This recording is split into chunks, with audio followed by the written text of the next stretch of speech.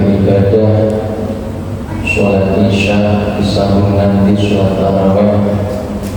Mudah-mudahan ibadah kita diterima oleh Allah Subhanahu wa Ta'ala.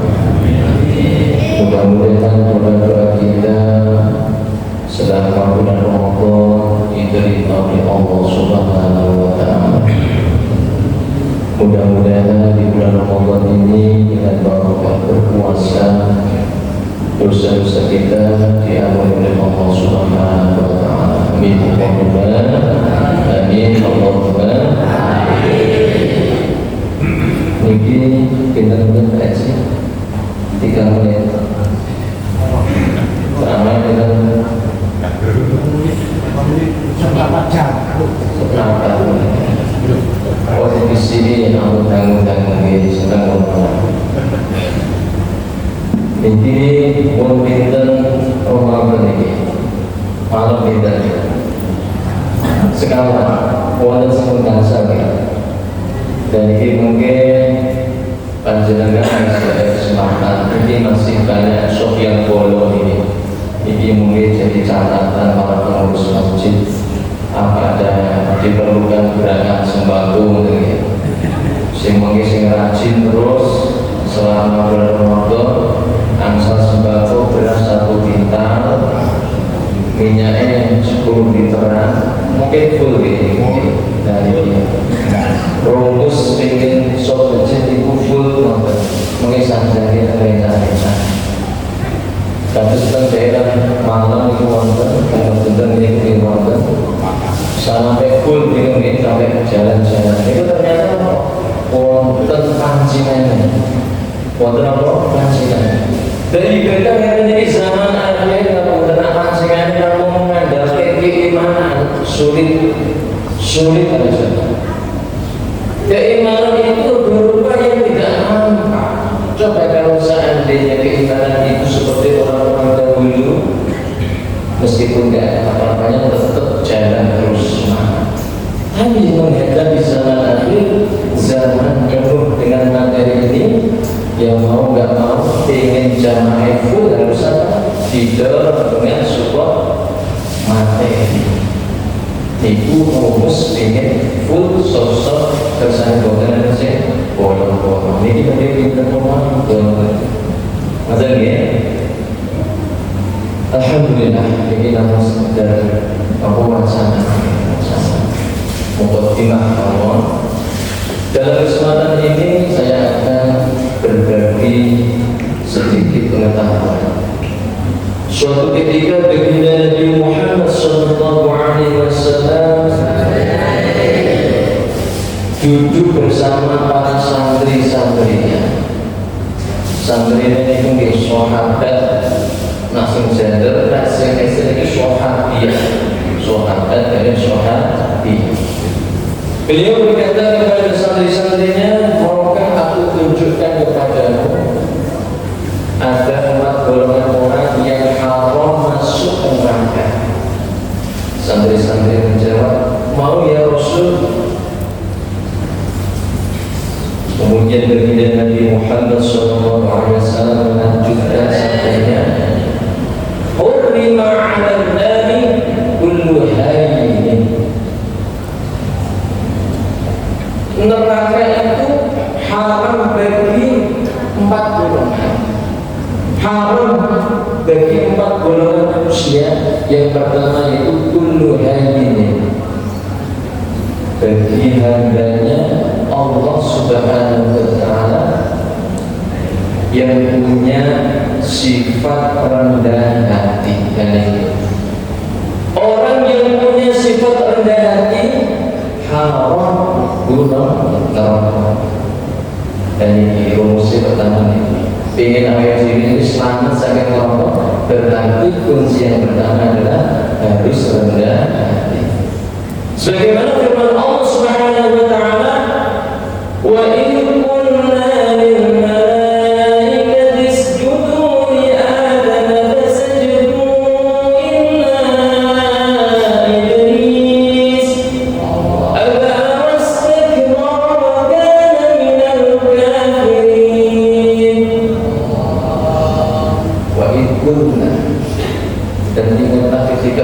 Subhanahu wa taala berfirman berkata, "Wahai para malaikat, usjudu li Adam." Sujudlah kamu kepada Nabi Adam. Fasajadu maka semua malaikat sujud kepada Nabi Adam alaihi salam. Illa iblis, kecuali iblis laknatullah. Semua malaikat sujud kepada perintahnya Allah, yaitu sujud kepada Nabi Adam alaihissalam, tapi iblis tidak mau kepada Nabi Adam. Aba wastakbara wa kana minal kafirin. Karena dirinya merasa paling bagus, paling terhormat, paling jos, paling hebat, sehingga iblis ini sombong saja. Wakana minal kafirin. Akhirnya oleh Allah Subhanahu wa taala iblis ini digolongkan sebagai makhluk yang kafir. Gara-gara sifat sombong. Dan tadi orang yang ingin selamat dari api neraka, rumus pertama adalah rendah hati. Ini yang pertama. Yang kedua, lain. Seseorang harus punya sifat lemah lembut, bijaksana. Ini syarat agar diri kita diharamkan oleh Allah masuk ke dalam neraka-Nya.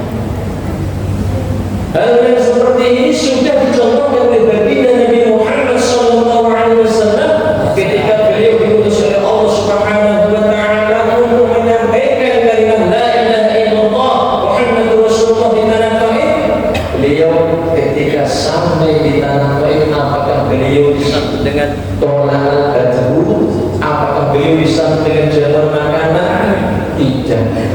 Tapi sambutan yang dilakukan oleh orang-orang baik pada saat itu adalah batu, kotoran hewan dilemparkan kepada Rasulullah SAW sampai berdarah-darah bajunya, memang karena Rasulullah hancur mukanya. Siapakah pelakunya? Orang-orang Taif.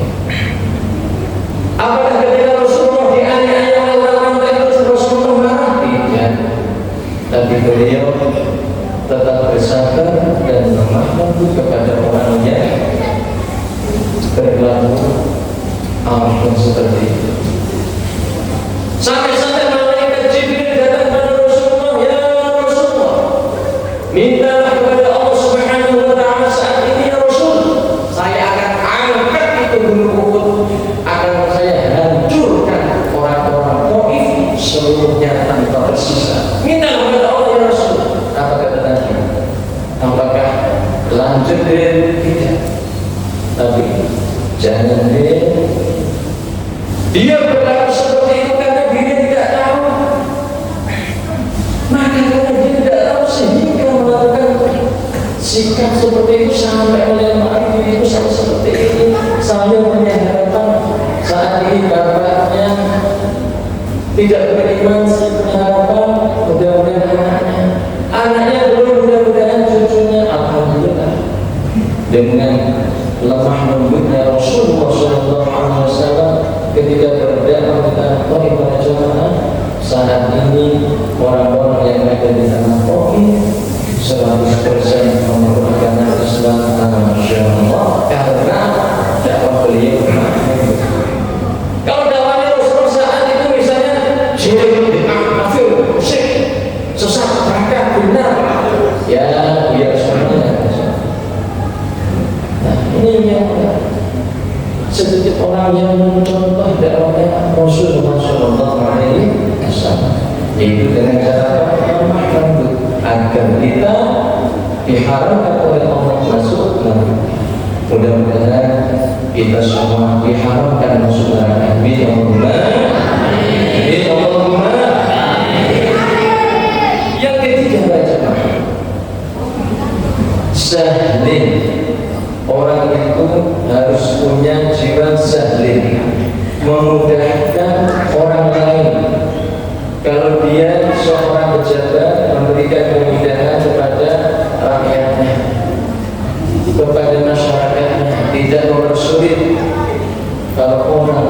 eksklusif, selalu memudahkan urusan orang lain, dia termasuk orang yang diharapkan masuk neraka Allah Subhanahu wa Ta'ala.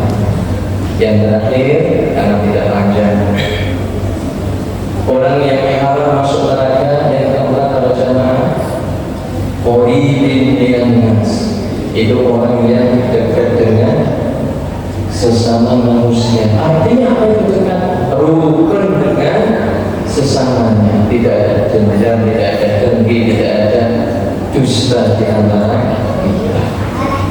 Orang-orang yang punya jiwa senang rukun tidak ingkar, itu diharapkan oleh Allah Subhanahu wa Ta'ala masuk neraka.